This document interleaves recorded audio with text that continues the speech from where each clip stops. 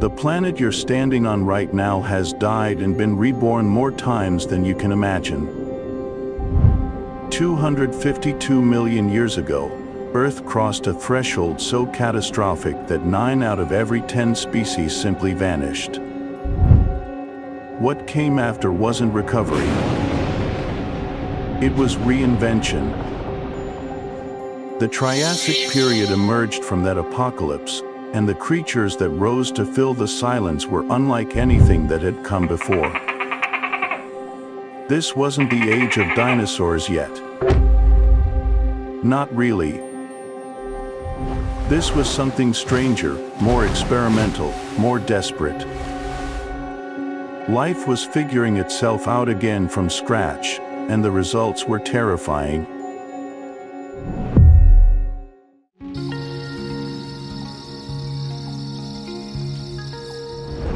At the dawn of the Triassic, Earth resembled a planet-sized wound trying to heal. The supercontinent Pangaea stretched from pole to pole, a single massive landmass surrounded by the Panthalassa Ocean. There were no ice caps. No polar bears waiting at the ends of the Earth. Just endless desert sprawling across the interior, where temperatures could spike beyond what most modern animals could survive. The Permian Triassic extinction had just torn through the biosphere like a cosmic eraser. Volcanic eruptions in what's now Siberia had pumped gigatons of carbon dioxide and sulfur into the atmosphere for hundreds of thousands of years. The oceans acidified. Oxygen levels plummeted. Even insects, those nearly indestructible survivors, were pushed to the brink. So when life finally crawled back, it did so cautiously. The early Triassic was a shadow of what had been. Ecosystems were simple, almost primitive. Small reptiles and amphibians dominated, not because they were superior, but because they were what remained. Lystrosaurus, a pig-sized herbivore with a turtle's beak, made up roughly 95% of land vertebrates. Imagine a world where nearly every animal you encounter is the same species. That's how depleted Earth had become.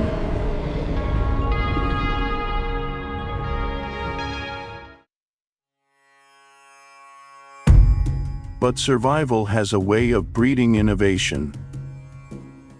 As carbon dioxide levels stayed elevated and the planet remained hot, something unexpected happened. Life didn't just recover. It exploded into forms that had never existed before. The Middle Triassic saw the emergence of entirely new body plans, new strategies, new predators. And among them were the archosaurs, the ruling reptiles that would dominate for the next 150 million years. These weren't the archosaurs you're picturing. Not yet. Early forms like Eupercuria were small, maybe a meter long, with long tails and sprawling limbs. But they had something critical, an ankle joint that allowed more efficient movement, a more upright stance. This wasn't just anatomy. It was potential. While archosaurs were finding their footing, another group was already thriving. The cynodonts, distant cousins of modern mammals, were diversifying rapidly. They had differentiated teeth, whiskers, possibly even fur. Some paleontologists believe they were warm-blooded, a massive advantage in the volatile Triassic climate. These creatures weren't dominant, but they were persistent, occupying niches that larger predators ignored. Then there were the temnospondyls, massive amphibians that refused to give up their aquatic dominance. Mastodonsaurus could reach lengths of 6 meters, with a skull alone stretching over a meter. These weren't the frogs and salamanders you know. They were apex predators in rivers and lakes, crushing prey with bone-shattering jaws. But the real story of the Triassic isn't about who survived. It's about what they became.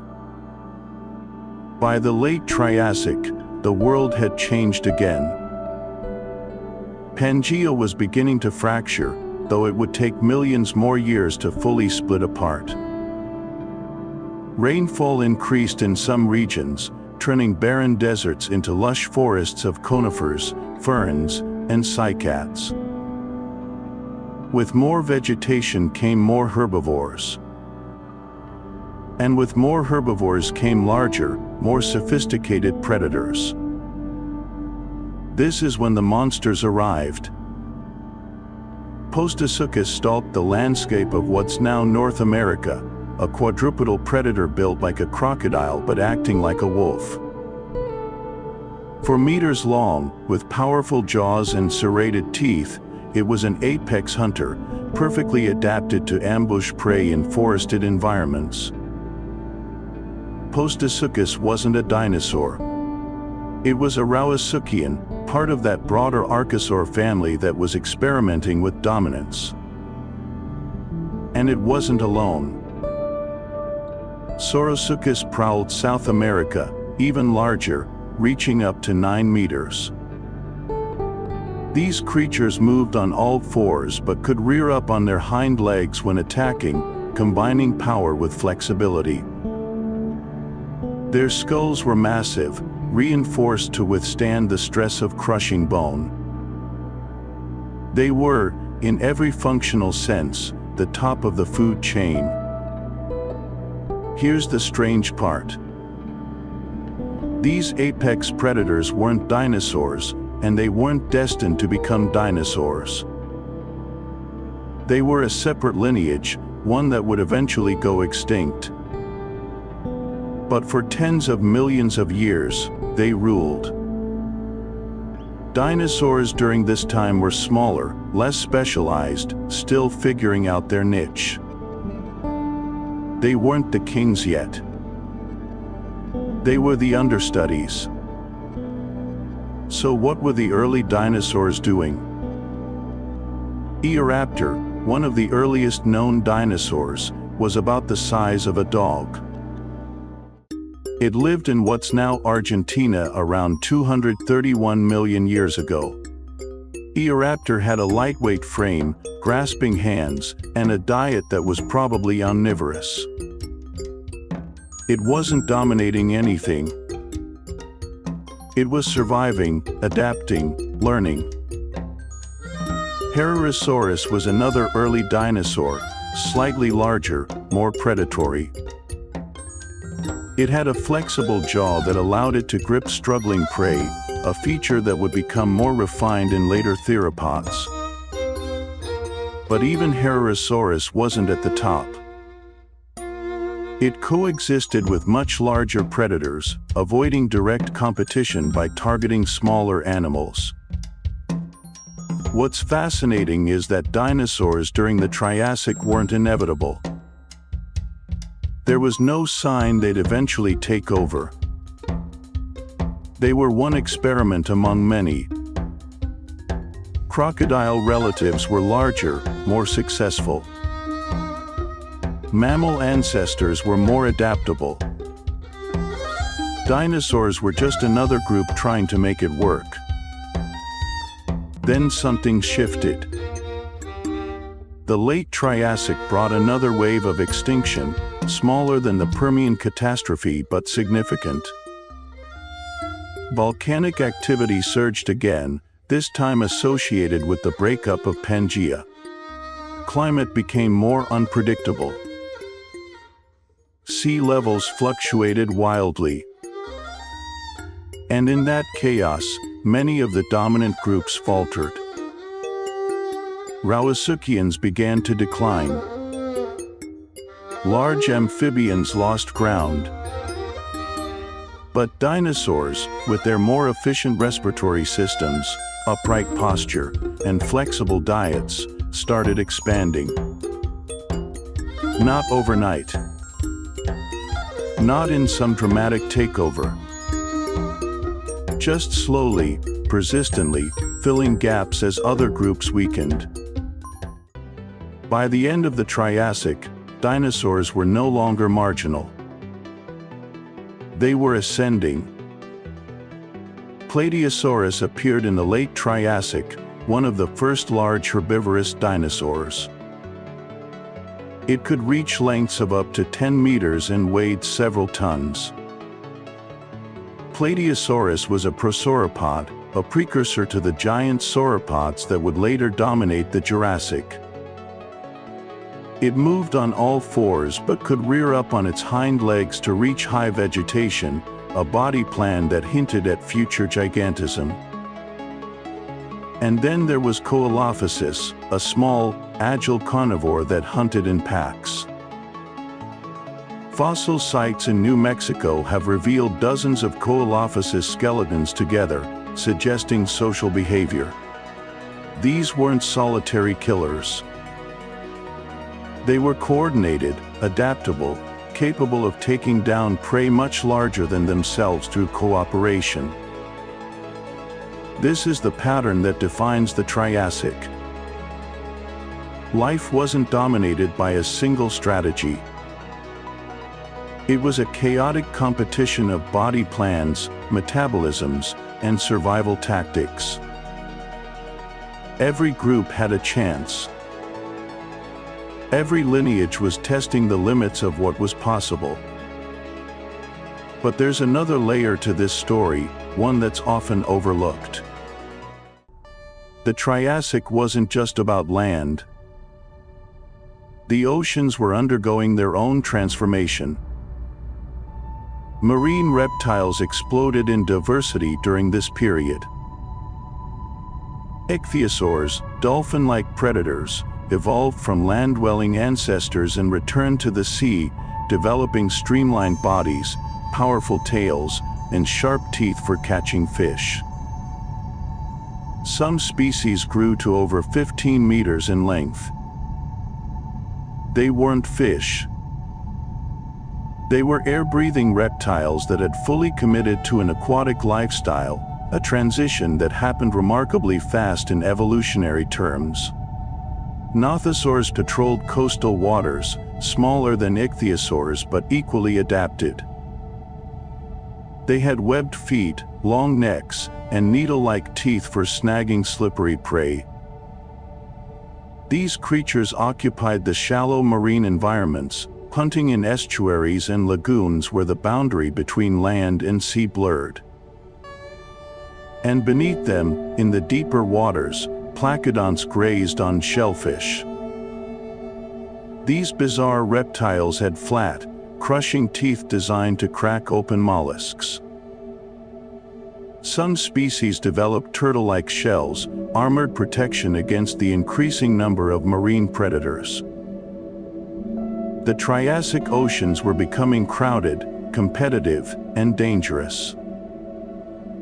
Just like on land, the rules were being rewritten. Predators were getting faster. Prey was getting smarter. And every evolutionary innovation triggered a counter-response. This is what makes the Triassic so critical. It's not just a prelude to the age of dinosaurs. It's the laboratory where modern ecosystems were forged. The Triassic tested carnivory, herbivory, gigantism, pack hunting, marine adaptation, and dozens of other strategies. Most failed. A few succeeded.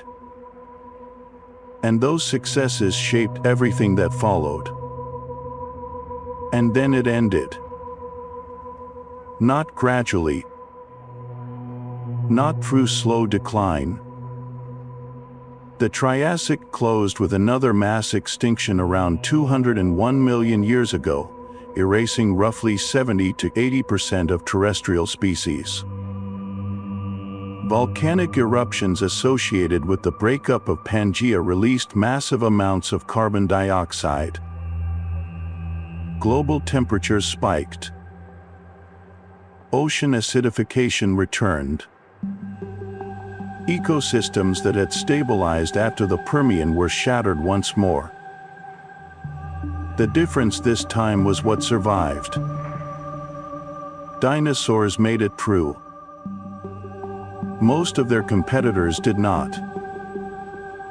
Rauisuchians vanished completely. Large amphibians were decimated. Many marine reptile lineages disappeared. When the dust settled, the playing field had been cleared. The Jurassic period began around 200 million years ago, and for the first time, dinosaurs weren't just participants. They were dominant. This is where the popular image of prehistory begins to take shape. Giant sauropods grazing on towering conifers. Massive predators stalking through dense forests. But the reality was more nuanced than the simplified picture we often see. The early Jurassic wasn't an instant explosion of giants. It was a gradual expansion. Dinosaurs diversified into nearly every terrestrial niche. Some became enormous. Others stayed small. Some hunted alone. Others moved in herds. The key advantage dinosaurs possessed was efficiency. Their upright stance meant less energy wasted on locomotion. Their respiratory systems, with air sacs that allowed continuous airflow through the lungs, provided more oxygen per breath than mammalian lungs could manage. This wasn't a minor edge. It was fundamental. It allowed dinosaurs to sustain activity levels that other groups couldn't match, especially at larger sizes. By the Middle Jurassic, sauropods had grown truly massive. Brachiosaurus stood over 13 meters tall and weighed as much as 50 tons.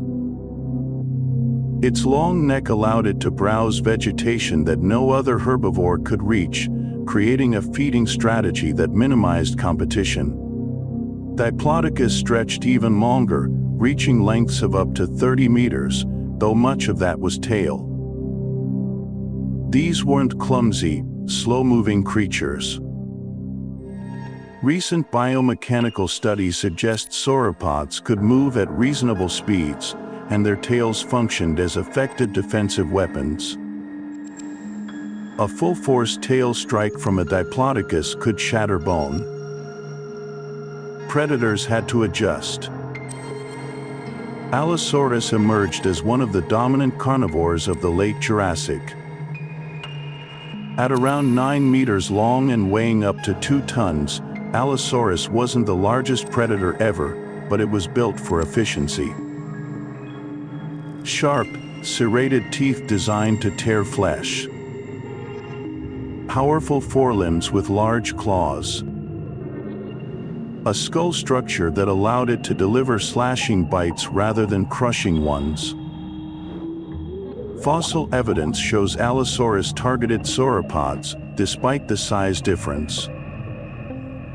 Bite marks on sauropod bones match Allosaurus teeth. Some researchers suggest pack hunting, though the evidence remains debated. What's clear is that Allosaurus didn't need to bring down a full-grown sauropod alone. Juveniles, sick individuals, or isolated stragglers would have been easier targets. One successful kill could feed a predator for weeks. But not every dinosaur followed the path toward gigantism. Compsognathus, a contemporary of Allosaurus, was chicken-sized. Fast, agile, likely warm-blooded or at least capable of maintaining elevated body temperatures. It hunted insects, small lizards, and early mammals. Compsognathus represents the other end of the spectrum. Size wasn't everything. Speed and adaptability mattered just as much. The Jurassic also saw the rise of stegosaurs. Stegosaurus itself, with its distinctive double row of plates along its back and spiked tail, has become one of the most recognizable dinosaurs. But those plates weren't armor. They were likely thermoregulatory structures, helping control body temperature through blood flow. The real defense was the tail. For long spikes arranged in a cluster, capable of being swung with devastating force. Fossil evidence shows at least one Allosaurus died from a Stegosaurus tail-wound, penetrated vertebrae. Fatal injury. This wasn't prey waiting passively to be eaten. This was a creature that could fight back effectively. Meanwhile, in the skies above, pterosaurs were diversifying. These weren't dinosaurs, but archosaurs, a related group that had taken a different evolutionary path.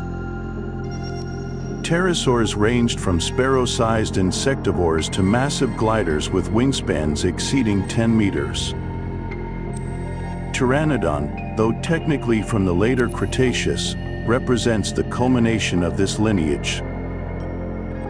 But even in the Jurassic, pterosaurs like Rhamphorhynchus were highly successful. Long tails for stability, sharp teeth for catching fish, membranes stretched between elongated fingers forming wings. Flight had evolved independently multiple times in Earth's history, but pterosaurs were the first vertebrates to truly master it. And then there's Archaeopteryx.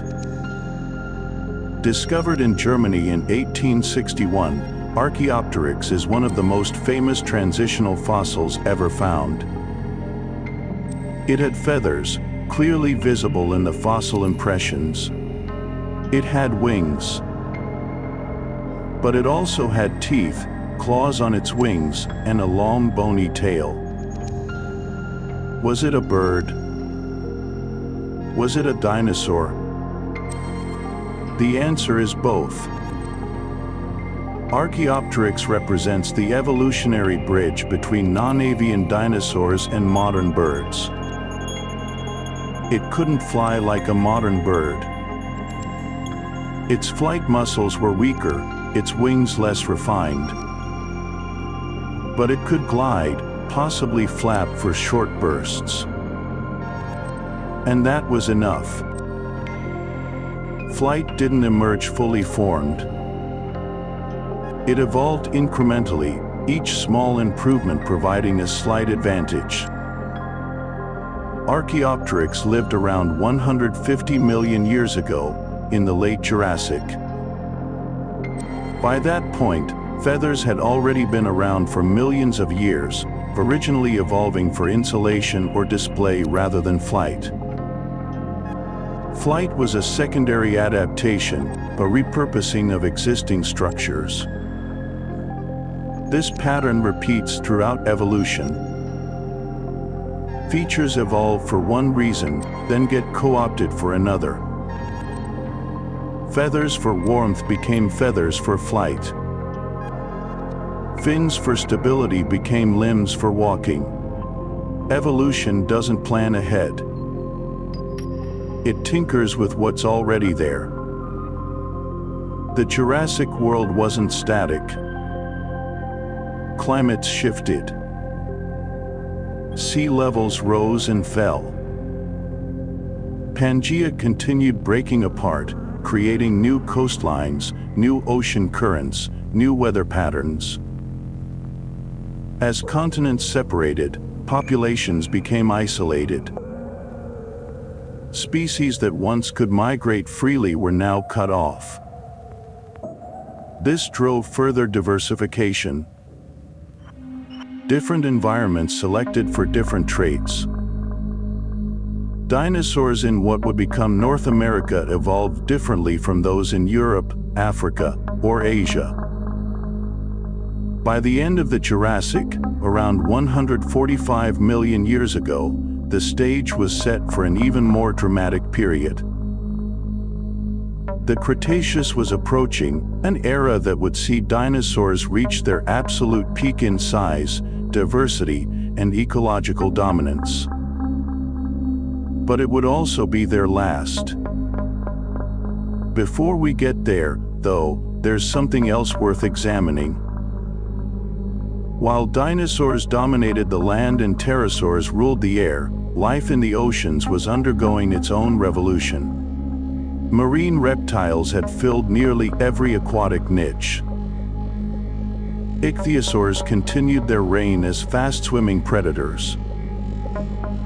But they were joined by plesiosaurs, creatures with long necks, small heads, and 4 powerful flippers. Plesiosaurs weren't fast swimmers. They were ambush predators, using their necks to dart forward and snatch fish. Some species had necks longer than their bodies, an adaptation that seems almost absurd until you consider the hunting strategy. Slow approach, sudden strike. And then there were the pliosaurs, the short-necked relatives of plesiosaurs. These were the apex predators of the Jurassic seas. Liopleurodon, though often exaggerated in popular media, was still a formidable hunter. Estimates put it at around 7 meters long with a bite force comparable to modern saltwater crocodiles. It fed on large fish, other marine reptiles, and possibly even smaller plesiosaurs. The oceans were just as competitive as the land. Every advantage mattered. Every weakness was exploited. The Jurassic represents a peak in biological experimentation. Dinosaurs had proven their dominance on land. Pterosaurs owned the skies. Marine reptiles controlled the seas.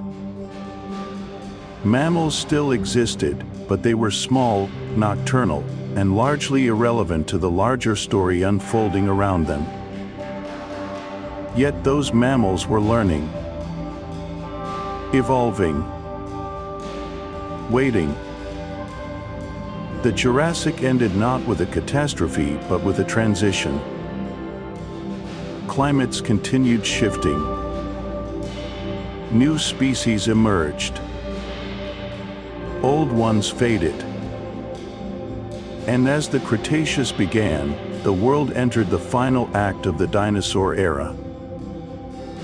The Cretaceous period began around 145 million years ago. It would last for 79 million years, making it the longest period of the Mesozoic era.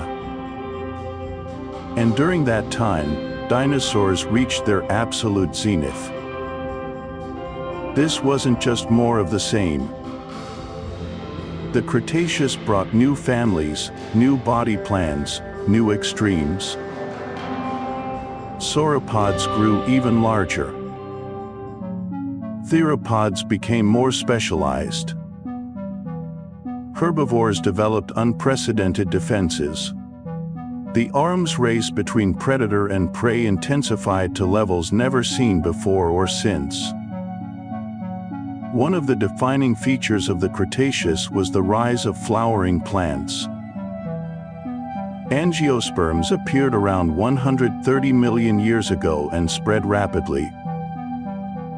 Before this, the world was dominated by ferns, conifers, and cycads. Flowering plants changed everything. They grew faster, reproduced more efficiently, and offered new food sources. Herbivorous dinosaurs adapted. New species evolved specifically to exploit these plants. Hadrosaurs, the duck-billed dinosaurs, became incredibly diverse during this time. They had complex dental batteries, hundreds of tiny teeth packed together, perfect for grinding tough plant material. Some species developed elaborate crests on their heads, hollow structures that likely amplified sound. These weren't just for display. They were communication tools. Hadrosaurs lived in herds, and being able to signal across distances was crucial for survival. Ceratopsians also flourished. Triceratops is the most famous, but it was just one of many. These dinosaurs had massive frills and horns, features that served both defensive and social purposes. The frills weren't solid bone. They had large openings covered by skin, which reduced weight. This suggests they weren't purely defensive. Display mattered. Intimidation mattered. In a world full of predators, looking dangerous could be just as important as actually being dangerous. And the predators? They were more lethal than ever. Tyrannosaurus rex appeared late in the Cretaceous, around 68 million years ago. It's often called the ultimate predator, and for good reason. Rex could grow up to 13 meters long and weigh over 8 tons. Its bite force has been estimated at over 12,000 pounds, strong enough to crush bone. But size wasn't its only advantage. Recent studies suggest Rex had excellent vision, a keen sense of smell, and could move surprisingly fast for its size. Estimates range from 17 to 25 miles per hour. Not cheetah fast, but fast enough to run down most prey. Rex also had tiny arms, a feature that's been mocked endlessly. But those arms weren't useless. They were heavily muscled and could lift several hundred pounds. Their function is still debated. Gripping prey during feeding, helping the animal stand after resting. We don't know for sure. What we do know is that Rex didn't need them for hunting. Its jaws did all the work.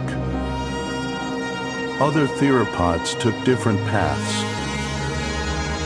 Spinosaurus, living around 95 million years ago in what is now North Africa, was possibly the largest theropod ever. Some estimates put it at 15 meters long. It had a massive sail on its back, formed by elongated vertebrae. The purpose of this sail is still debated. Thermoregulation, display, fat storage, all are possible. But what's most striking about Spinosaurus is its lifestyle.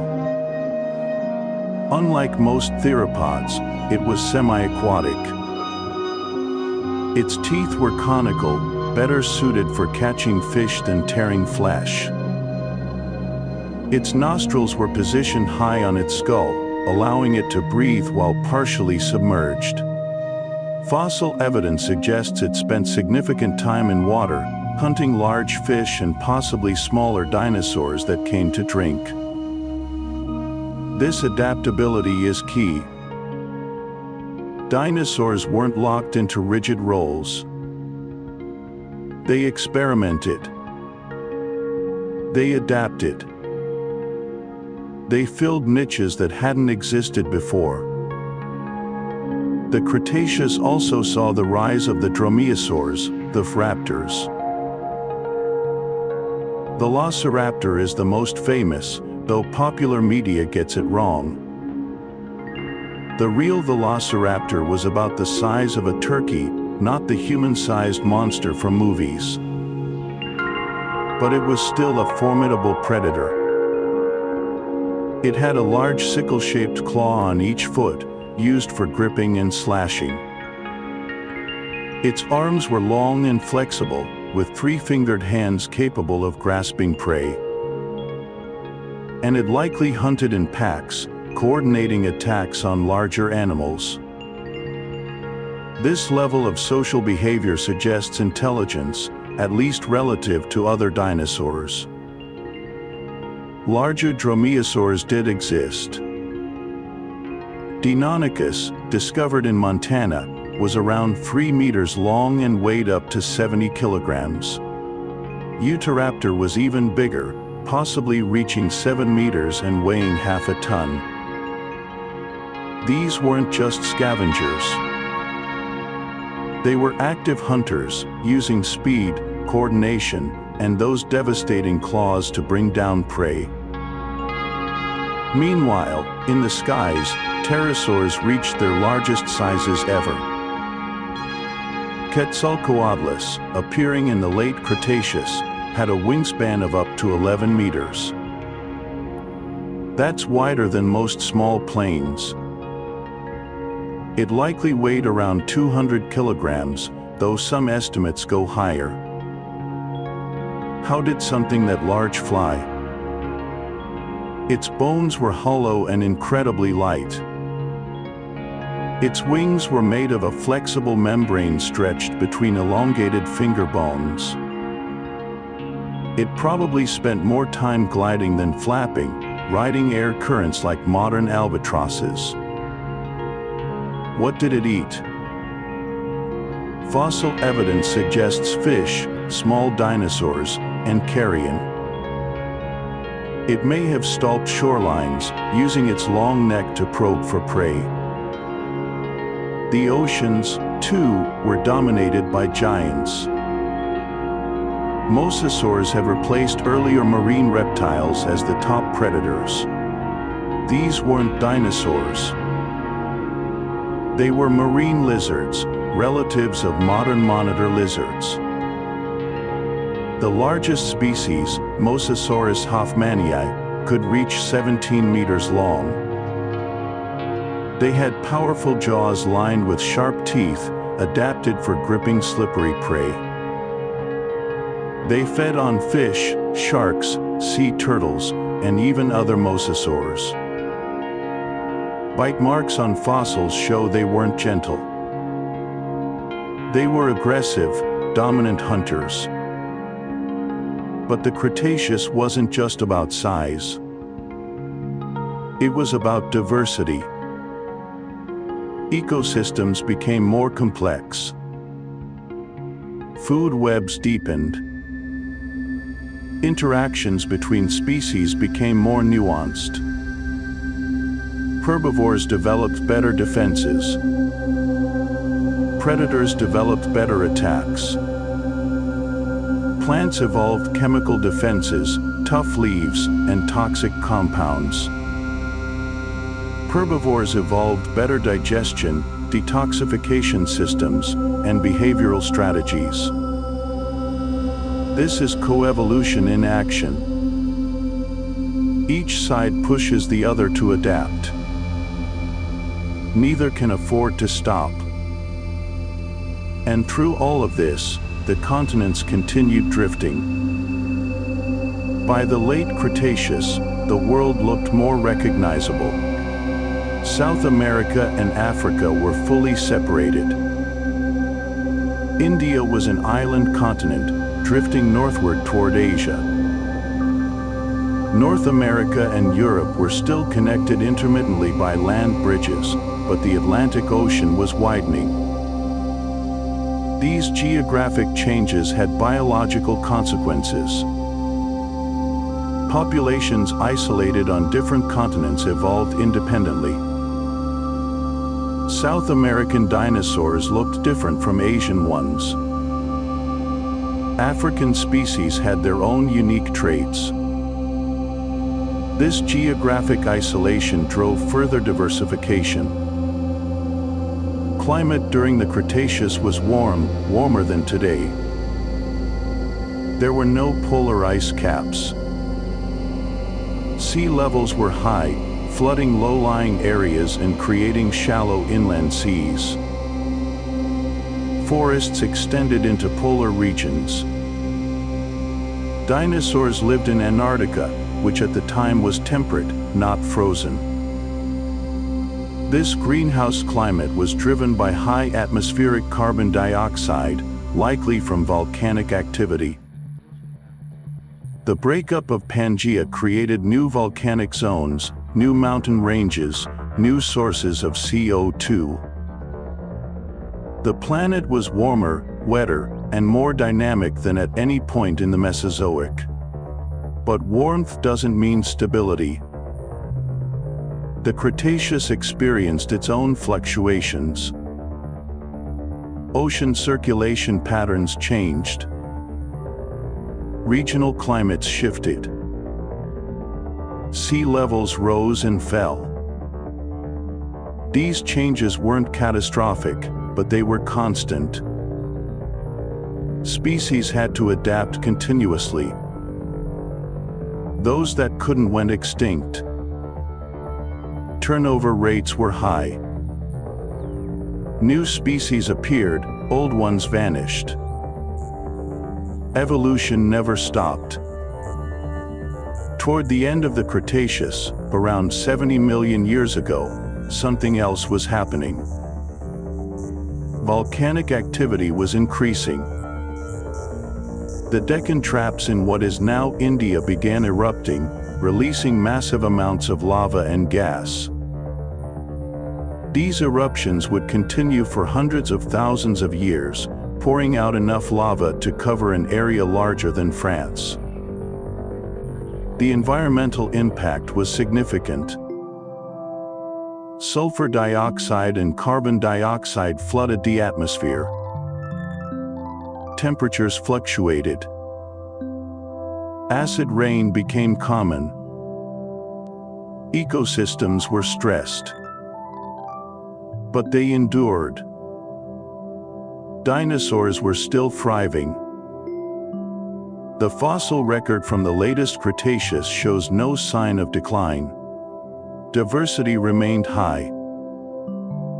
New species were still evolving. There was no slow fade, no gradual weakening. Right up until the end, dinosaurs were doing what they had always done. Adapting. Competing. Surviving. And then, 66 million years ago, everything changed. An asteroid roughly 10 kilometers in diameter struck what is now the Yucatan Peninsula in Mexico. The impact released energy equivalent to billions of nuclear bombs. The immediate effects were apocalyptic.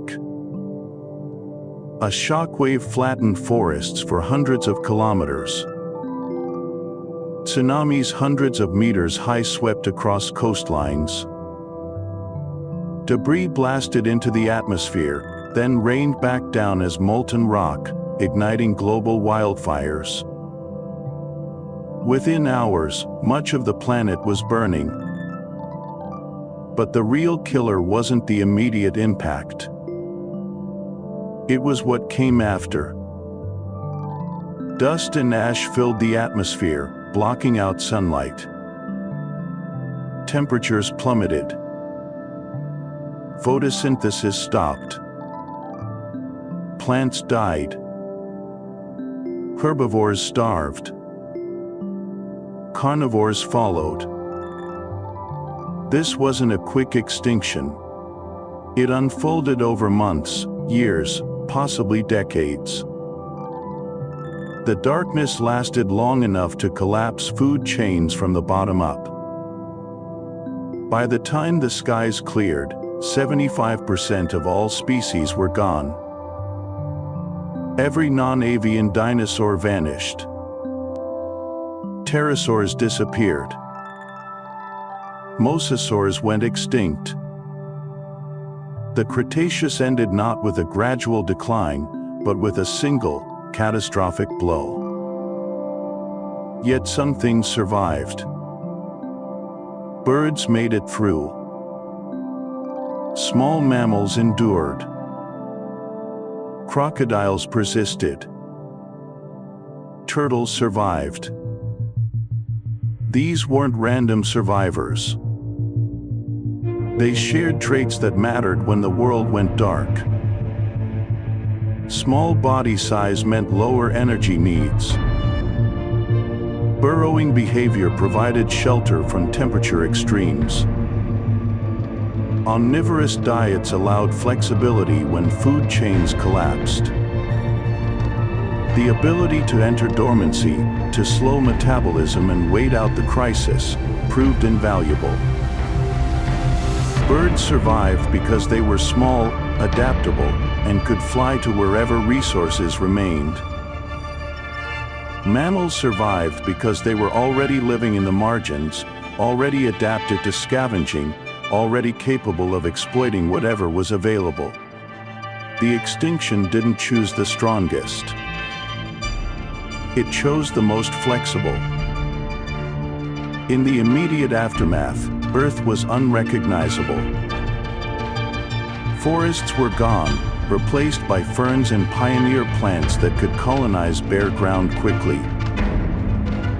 The fern spike, a layer of fern spores found in rock strata worldwide, marks this moment.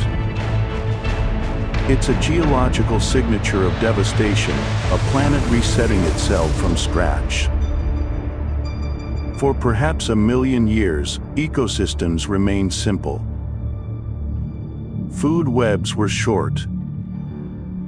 Biodiversity was low. The survivors spread out, filling niches left empty. Mammals, no longer constrained by dinosaur dominance, began to diversify. Within 10 million years, they had radiated into forms that would eventually lead to whales, bats, primates, ungulates. Birds did the same, splitting into lineages that would become songbirds, raptors, seabirds, flightless giants. Life didn't pause. It exploded into the vacuum. But this wasn't a return to what came before. The Mesozoic was over. The age of dinosaurs had ended. What followed was something entirely new. The Cenozoic era, the age of mammals, had begun. And with it came a different set of rules. Mammals didn't dominate immediately. For the first few million years of the Paleocene, they remained small. The largest mammals were about the size of modern dogs. But they were experimenting. Some became herbivores, developing teeth suited for grinding plants. Others became carnivores, refining hunting strategies. Still others took to the trees, developing grasping hands and forward-facing eyes. The evolutionary paths that would lead to modern biodiversity were being laid down in real time. By 55 million years ago, during the Eocene, mammals had grown larger. Forests have returned, denser and more complex than before. Flowering plants, which had begun their rise in the Cretaceous, now dominated. They brought with them insects, specifically pollinators, creating intricate relationships that reshaped ecosystems. Mammals adapted to these new forests. Primates evolved, moving through the canopy. Burly horses appeared, small forest dwellers nothing like their modern descendants. Whales began their transition from land to sea, a process documented in fossil sequences showing progressive adaptations. The planet was warm again, warmer than today. Palm trees grew in Alaska. crocodiles lived in the Arctic. This was the Paleocene thermal maximum, a period of rapid warming driven by massive carbon release, possibly from volcanic activity or methane clathrate destabilizing on the ocean floor. Temperatures spiked by 5 to 8 degrees Celsius in just a few thousand years. Ecosystems shifted rapidly. Some species went extinct. Others migrated toward the poles. Mammals continued adapting, some growing larger to cope with heat stress, others becoming more specialized. Then the planet began to cool. Gradually at first, then more dramatically. By 34 million years ago, Antarctica had frozen over. Ice sheets formed at the poles for the first time since the Mesozoic. Ocean currents changed. Climate zones sharpened. Tropical forests retreated toward the equator. Grasslands began to spread. This cooling trend, driven by shifting continental positions and declining atmospheric CO2, fundamentally altered life on land. Forests gave way to open plains. Mammals that had thrived in dense vegetation now faced new challenges. Some adapted by becoming faster, developing long legs for running. Others grew larger, using size as defense against predators. Horses evolved from small forest browsers into larger grassland grazers. Their teeth changed, becoming taller and harder to withstand the abrasive silica in grass. Their legs lengthened, their bodies streamlined for speed. This wasn't random. It was direct adaptation to a changing environment. Predators evolved in response. Carnivores became faster, more coordinated, more efficient. Pack hunting emerged as a strategy. Canids, ancestors of modern wolves and dogs, began working together to bring down prey larger than themselves. Cats refined ambush tactics, developing retractable claws and powerful builds suited for explosive attacks.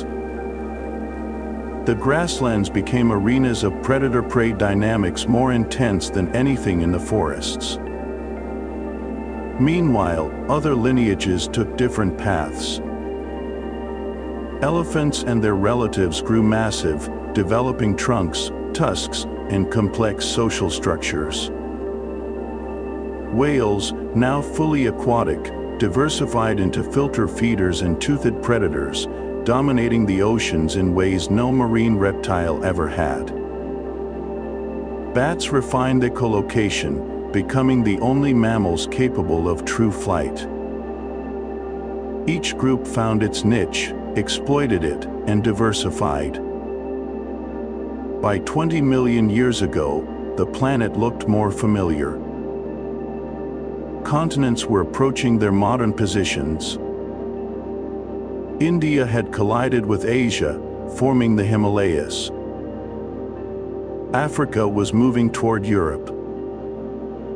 North and South America were still separated, but the gap was closing. These geographic changes continued to drive evolution. Species isolated on different continents evolved in isolation. South America, cut off from other land masses, developed its own unique fauna. Giant ground sloths, armadillo relatives the size of cars, terror birds, flightless predatory birds standing 3 meters tall. These were the dominant animals of South America for millions of years. Africa had its own distinct groups. Early elephants, hippos, giraffes. Asia had rhinos, giant apes, saber-toothed cats. North America had camels, horses, mastodons. Each continent was its own evolutionary laboratory. Then, about 3 million years ago, the Isthmus of Panama formed, connecting North and South America. Animals began moving between continents. The Great American Interchange had begun. North American predators, more efficient and aggressive, moved south. South American herbivores, unused to such pressure, declined. Many unique South American groups went extinct. Ground sloths and armadillos moved north, but most didn't last long. The exchange was asymmetrical. North American species generally outcompete their southern counterparts. This wasn't because they were inherently superior. They came from ecosystems with higher competition, more predators, more pressure. They were battle-tested. Around 2.5 million years ago, the Pleistocene began. Ice ages returned, not as permanent features but as cycles. Glaciers advanced and retreated in roughly 100,000-year intervals, driven by variations in Earth's orbit and axial tilt. During glacial periods, ice sheets covered much of North America, Europe, and Asia. Sea levels dropped as water locked into ice. Land bridges appeared, connecting continents. Animals migrated across these bridges, spreading into new territories. Mammoths moved from Africa into Eurasia, then across Beringia into North America. Humans would follow the same route tens of thousands of years later. During interglacials, the ice retreated. Forests returned to high latitudes. Sea levels rose, flooding coastlines and isolating populations. This constant cycling drove rapid evolution. Species adapted to cold climates during glacials, then had to adapt again when warmth returned. Those that couldn't keep up went extinct. Megafauna thrived during this time. Giant mammals dominated every continent. Mammoths, mastodons, giant ground sloths, saber-toothed cats, dire wolves, short-faced bears, giant beavers, enormous kangaroos in Australia, elephant birds in Madagascar. These weren't anomalies. They were the norm. Large body size was advantageous in fluctuating climates. It allowed for better heat retention during cold periods and longer fasting during resource scarcity. But size also made them vulnerable. They reproduced slowly, needed vast territories, and required large amounts of food. When conditions changed rapidly, they struggled. And then, something new appeared. A small bipedal primate, originating in Africa, began spreading across the globe. Humans didn't seem like much at first. They were weak compared to the megafauna, slow compared to predators, lacking any obvious physical advantages. But they had something else. Intelligence. Tool use. Language. Cooperation. These traits allowed humans to hunt animals far larger than themselves, to adapt to environments from tropical rainforests to Arctic tundra, to survive where other species couldn't. As humans spread, megafauna began disappearing. The pattern is striking. In Africa, where humans evolved gradually alongside large animals, megafauna persisted. Animals there had time to adapt to human hunting pressure. But in regions humans entered suddenly, extinctions followed quickly. Australia lost its giant kangaroos, wombats, and reptiles within a few thousand years of human arrival. The Americas saw similar losses. Mammoths, ground sloths, saber-toothed cats, all gone within millennia of humans crossing into the continent. The debate continues over how much humans contributed versus climate change, but the correlation is undeniable. Where humans went, giants fell. By 10,000 years ago, the Pleistocene was ending. The last ice age was retreating. Glaciers melted, sea levels rose, climate stabilized.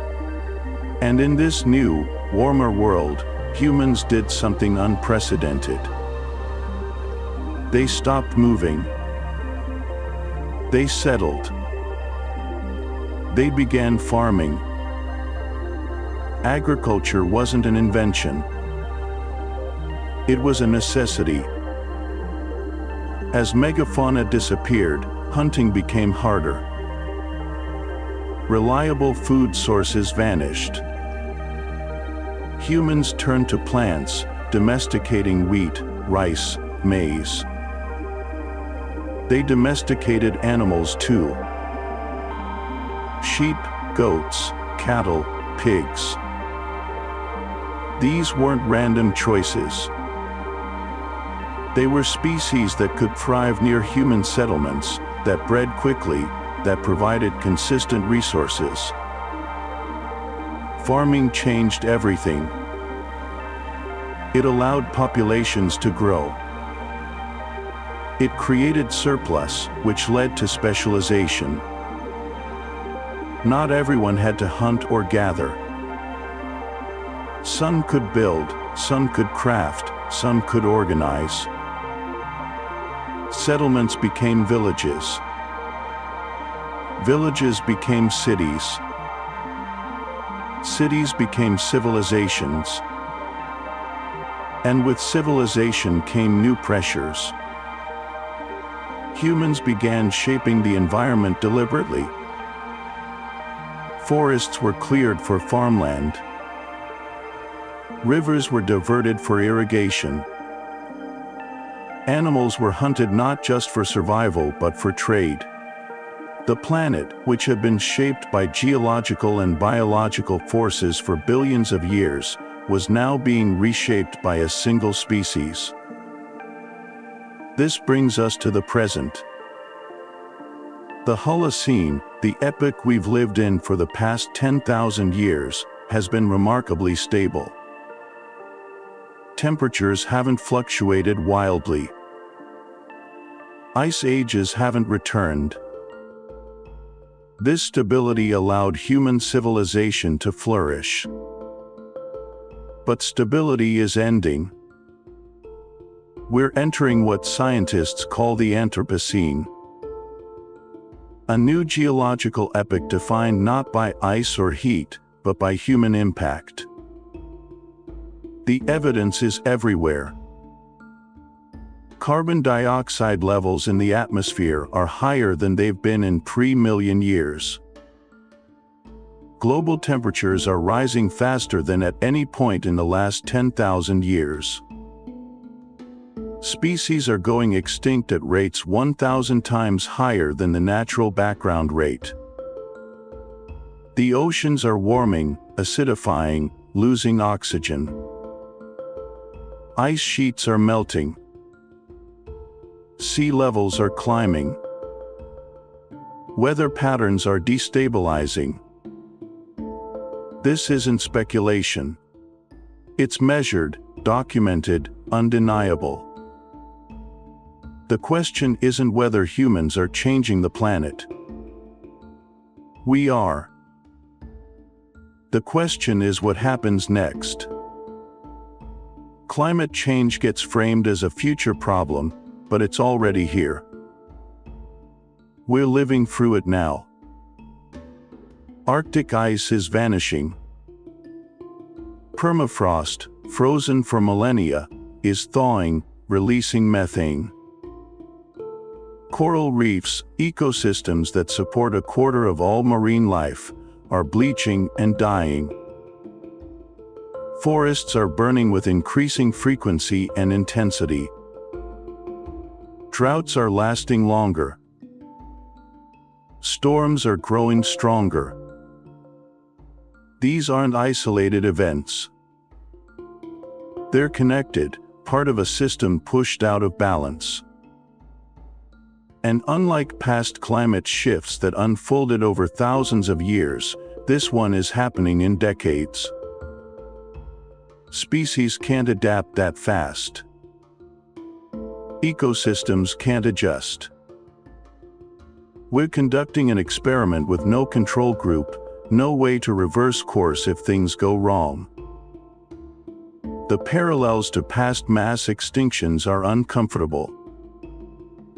The Permian extinction, the worst in Earth's history, was triggered by volcanic eruptions that released massive amounts of carbon dioxide. The oceans warmed, became acidic, lost oxygen. 90% of species died. Today, we're releasing carbon even faster than those ancient volcanoes. Not from lava, but from burning fossil fuels, coal, oil, gas. The difference? Volcanoes couldn't turn themselves off. We can. But we're not. Not fast enough, anyway. Emissions keep rising. Temperatures keep climbing. The longer we wait, the harder it becomes to stop. Some argue technology will save us. Carbon capture, geoengineering, solutions that sound promising in theory. But technology isn't magic. It requires energy, resources, time. And even if we develop these tools, deploying them at planetary scale is another challenge entirely. Others suggest adaptation. Humans are resilient, they say. We've survived ice ages, droughts, disasters. We'll figure it out. And maybe we will. But survival isn't the same as thriving. Civilizations have collapsed before when climates shifted. The Maya, the Akkadians, societies that seemed powerful until suddenly they weren't. They didn't have global supply chains, interconnected economies, cities housing millions. We do. Which makes us more vulnerable, not less. Agriculture, the foundation of civilization, depends on stable climate. Crops need predictable rainfall, consistent temperatures, healthy soil. As climates shift, growing seasons change. Droughts strike breadbasket regions. Floods destroy harvests. Pests and diseases spread to new areas. Food security becomes fragile. When food becomes scarce, people migrate. When people migrate, tensions rise. History shows what happens when resources dwindle. Conflict. War. Collapse. We're seeing early signs already. Droughts contributing to civil wars. Floods displacing millions. Fires forcing evacuations. This is just the beginning. If temperatures rise by 2, 3, 4 degrees, the disruptions will be far worse. The ocean tells its own story. It's absorbed 90% of the excess heat we've added to the system. That sounds helpful until you realize what it means. Warmer water expands, raising sea levels. Warmer water holds less oxygen, creating dead zones. Warmer water disrupts currents that regulate global climate. The ocean isn't infinite. It has limits. We're pushing those limits. Marine ecosystems are unraveling. Fish populations are crashing. Plankton, the base of the ocean food web, are struggling. If the ocean fails, we fail.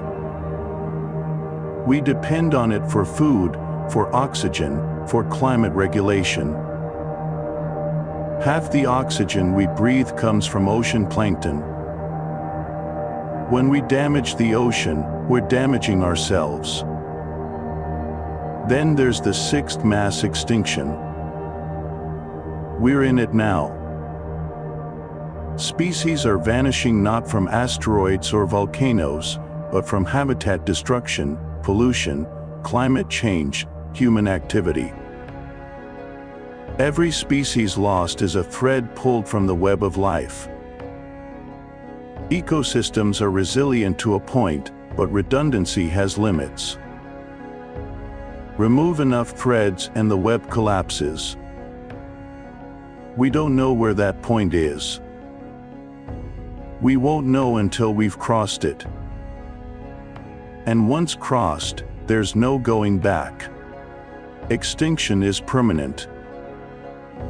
The species we're losing took millions of years to evolve. They won't return in any time frame that matters to us. But here's what makes this moment different from past extinctions. We know it's happening. Past species didn't see the asteroid coming, couldn't predict the volcanic eruptions. We can see what's coming. We have the data, the models, the evidence. We understand cause and effect. That means we have a choice. We can continue on our current path, hoping technology or luck saves us. Or we can change course. The window for change is closing, but it hasn't closed yet. The next few decades will determine the trajectory of the next few centuries. What does changing course look like? It starts with energy. Fossil fuels built modern civilization, but they're killing the planet. Transitioning to renewable energy, solar, wind, hydro, isn't just possible, it's happening. Solar costs have dropped 90% in a decade. Wind power is now cheaper than coal in many places. The technology exists. What's missing is political will, investment, urgency. Every year we delay makes the transition harder and more expensive. Waiting isn't cautious. It's reckless. Transportation is another piece. Cars, planes, ships, they all burn fuel, emit carbon. Electric vehicles are spreading but not fast enough. Public transportation needs expansion. Cities need redesigning around people, not cars. Air travel is trickier. Batteries can't yet power commercial jets for long distances. That means finding alternatives, biofuels, hydrogen, or accepting that some things need to change. Maybe we fly less. Maybe we find other ways to connect. Agriculture needs transformation too. Industrial farming is a massive carbon source. Fertilizers release nitrous oxide. Livestock produce methane. Deforestation for farmland destroys carbon-absorbing forests. Sustainable farming practices exist. Regenerative agriculture, crop rotation, reduced tillage. They work. They're just not standard practice. Changing how we grow food could sequester carbon, restore soil health, support biodiversity. But it requires rethinking our entire food system. That's daunting. It's also necessary. Then there's consumption. We live in a culture of waste. Products designed to break, trends that change seasonally, convenience prized over sustainability. This isn't sustainable. Not economically, not environmentally. A circular economy, where products are designed to last, to be repaired, to be recycled, isn't utopian fantasy. It's practical necessity. Resources are finite. Treating the planet like an infinite supply depot was always going to end badly. We're reaching that end. Individual actions matter, but systemic change matters more. You can recycle, drive less, eat plant-based, and it helps. But without large-scale policy changes, corporate accountability, global cooperation, individual efforts aren't enough. Governments need to regulate emissions, subsidize clean energy, penalize pollution. Corporations need to prioritize sustainability over short-term profits. International agreements need teeth, enforcement, commitment.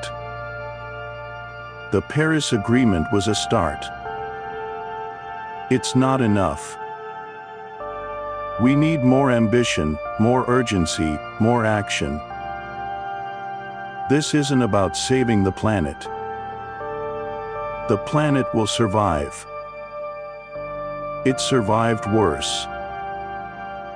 Asteroid impacts, ice ages, volcanic eruptions. Earth endures.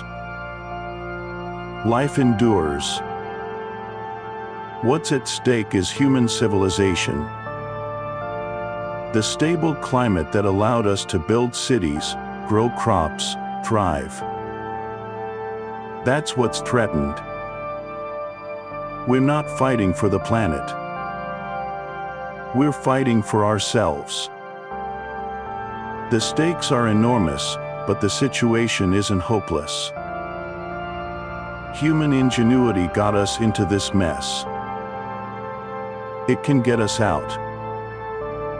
We've solved massive problems before. Eradicated diseases, split atoms, sent people to the moon.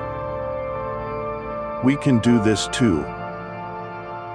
But it requires collective effort on a scale we've never attempted. It requires reimagining how we live, how we build, how we interact with the natural world.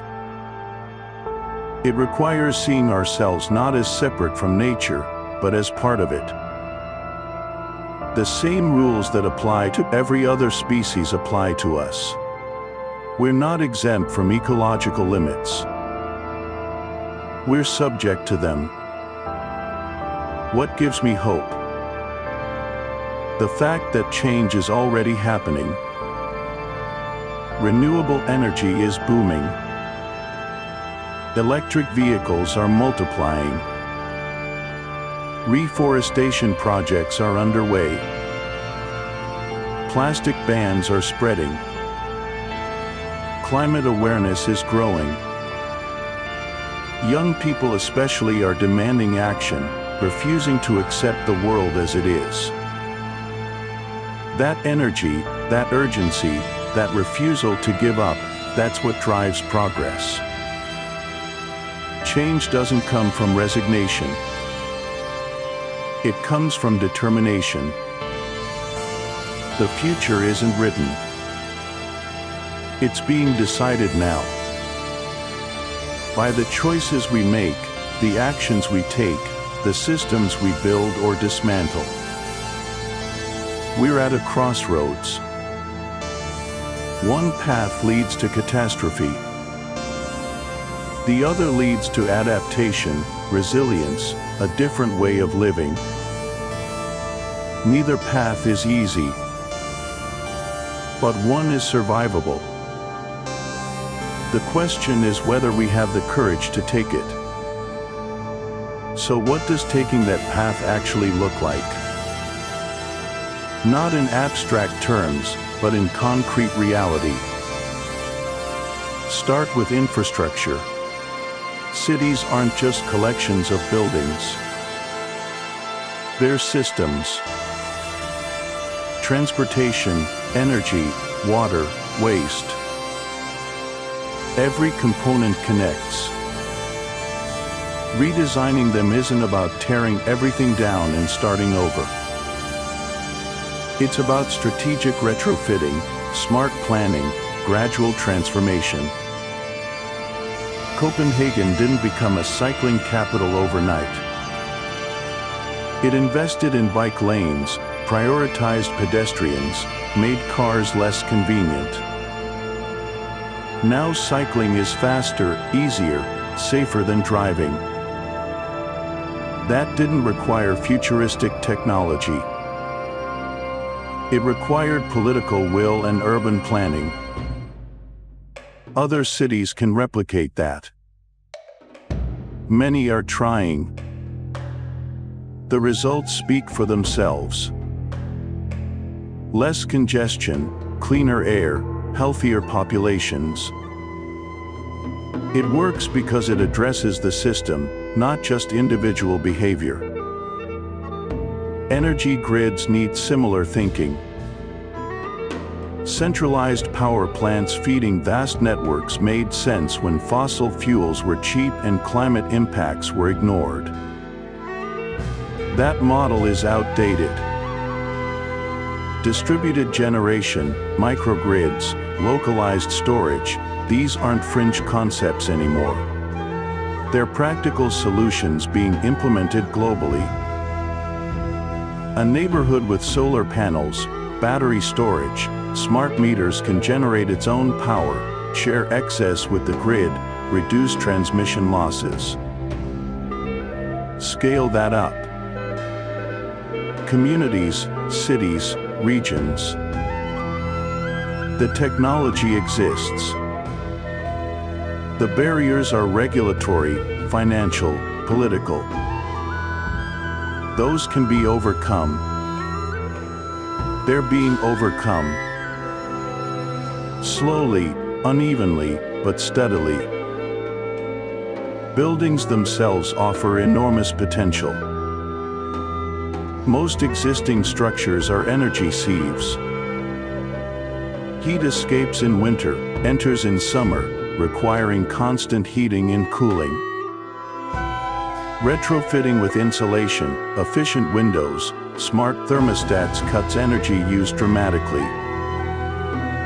New buildings can be designed to passive house standards, requiring minimal heating or cooling. Green roofs absorb rainwater, reduce urban heat islands, provide insulation. These aren't experimental ideas. They're established practices. The challenge is making them standard, not optional. Transportation is harder because it's so embedded in how we live. Sprawling suburbs designed around cars can't be fixed with bike lanes alone. But they can be densified, connected with public transit, integrated with mixed-use development. That takes time. Decades, not years. But the alternative is continuing a pattern that's unsustainable and increasingly unaffordable. Electric vehicles help, but they're not a complete solution. Fewer cars overall, more shared mobility, better urban design, these matter just as much. A city where you can walk to work, bike to the store, take a train across town, that's a city that doesn't need everyone to own a car. That's a city with lower emissions, less traffic, more livable public spaces. Agriculture presents its own complexities. Industrial farming feeds billions, but at a cost. Soil degradation, water depletion, chemical runoff, greenhouse gas emissions. Alternatives exist. Agroforestry integrates trees into farms, improving soil, sequestering carbon, supporting biodiversity. Precision agriculture uses data to apply fertilizers and pesticides only where needed, reducing waste and runoff. Vertical farming grows food in controlled environments, using less water and land. These methods aren't universally applicable. Some work better in certain climates, for certain crops, at certain scales. But collectively, they represent a shift toward farming that works with ecosystems, not against them. Diet matters too. Meat production, particularly beef, is resource-intensive. Massive land use, water consumption, methane emissions. Reducing meat consumption, especially in wealthy countries where intake is highest, would significantly lower agriculture's climate impact. That doesn't mean everyone needs to go vegan. It means shifting toward plant-heavy diets, treating meat as occasional rather than constant, valuing quality over quantity. Cultural resistance to this is real. Food is identity, tradition, comfort. But cultures evolve. Diets have changed throughout history. They can change again. Waste is another frontier. Linear economy models, take, make, dispose, are fundamentally flawed. Resources extracted, products made, waste generated, repeat. That's not sustainable with finite resources and limited disposal options. Circular economy principles, designed for durability, repairability, recyclability, close the loop. Products become resources for new products. Waste is minimized. This requires rethinking manufacturing, incentivizing longevity over obsolescence, creating systems for collection and reprocessing. Some companies are moving this direction. Not many, not fast enough, but it's starting. Consumer demand can accelerate it. Regulations can mandate it. Technology will play a role, but it's not a magic bullet. Carbon capture, geoengineering, fusion power, these are often presented as future solutions that will fix everything. Maybe they will. Maybe they won't. Banking on unproven technologies while delaying action on proven solutions is reckless. We need to deploy what works now while continuing to innovate. Solar and wind are proven. Batteries are improving rapidly. Electric vehicles are viable. Efficient buildings are standard practice in some places. These aren't waiting for breakthroughs. They're waiting for adoption. Finance is crucial. Climate action requires investment. Trillions, not billions. That sounds impossible until you consider how much is already spent on fossil fuel subsidies, military budgets, bank bailouts. It's not about finding new money. It's about redirecting existing flows. Subsidizing clean energy instead of coal. Investing in public transit instead of highways. Funding efficiency retrofits instead of new power plants. The money exists. The question is priorities. International cooperation is essential. Climate change doesn't respect borders.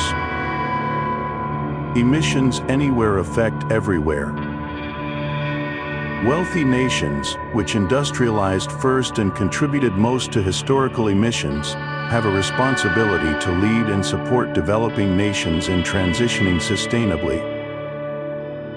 That means technology transfer, financial assistance, capacity building. Not charity. Justice.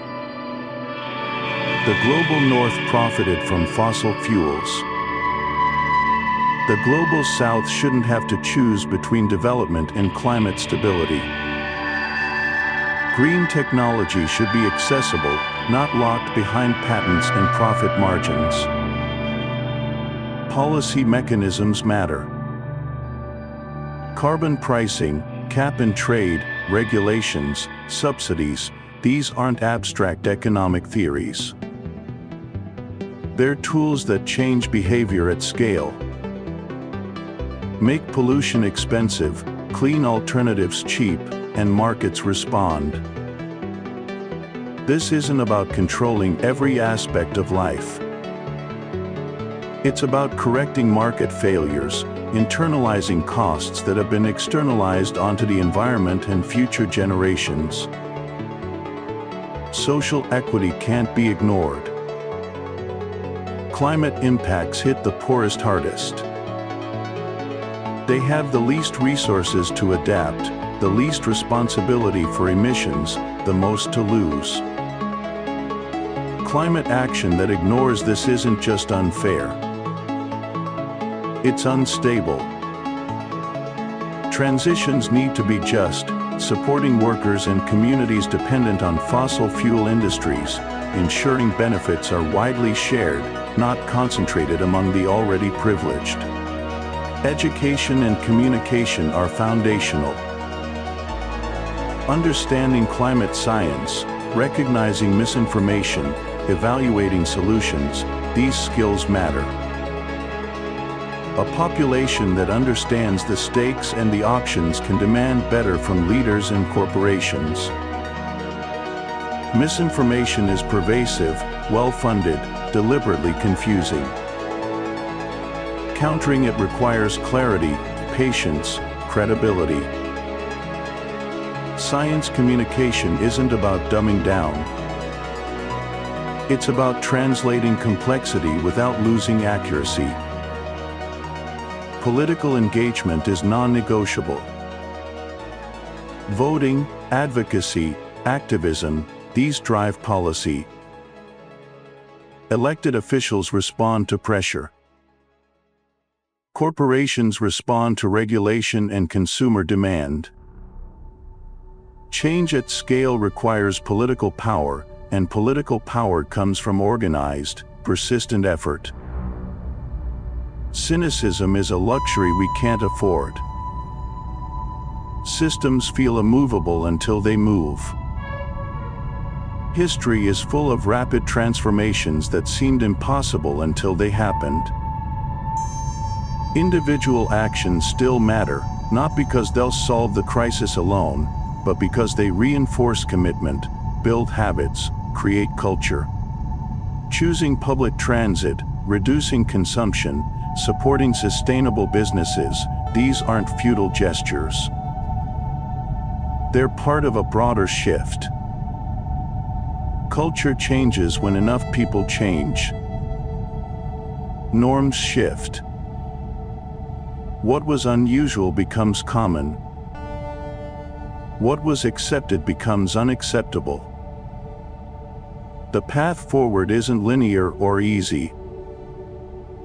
There will be setbacks, resistance, failures.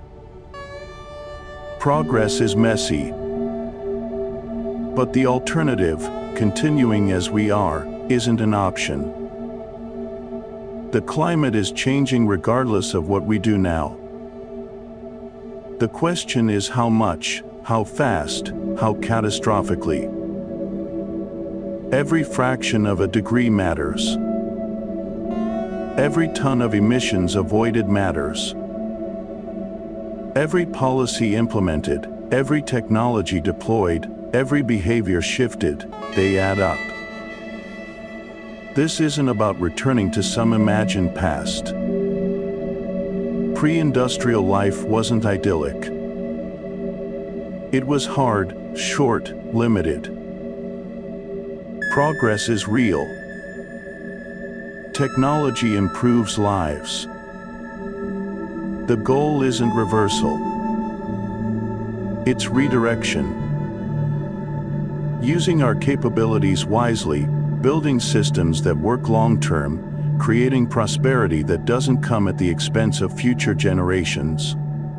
That's not naive optimism. It's pragmatic survival. We've been here before, facing existential threats that seemed insurmountable.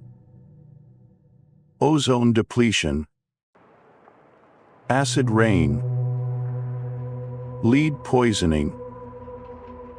CFCs were banned.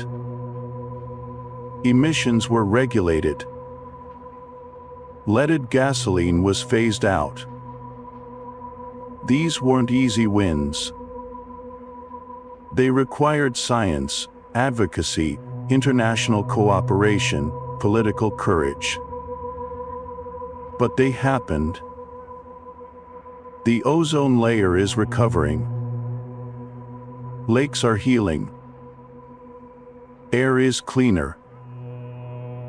These victories prove that large-scale environmental problems can be solved when there's will to act. Climate change is bigger, more complex, more entrenched in global systems.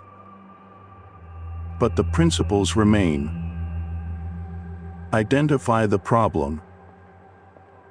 Understand the solutions. Build political will. Implement policy. Adapt as you learn. It's not hopeless. It's hard. There's a difference. The future being decided now isn't predetermined. It's being shaped by choices made today, tomorrow, next year. By governments, corporations, communities, individuals. Every decision point is an opportunity. Every setback is temporary unless we surrender. The question isn't whether we can avoid all impacts. We can't. Some are already locked in. The question is whether we limit them, adapt to them, build resilience against them. Whether we create a world that's livable, stable, just. That's the path worth taking. Not because it's easy or guaranteed, but because it's necessary and possible.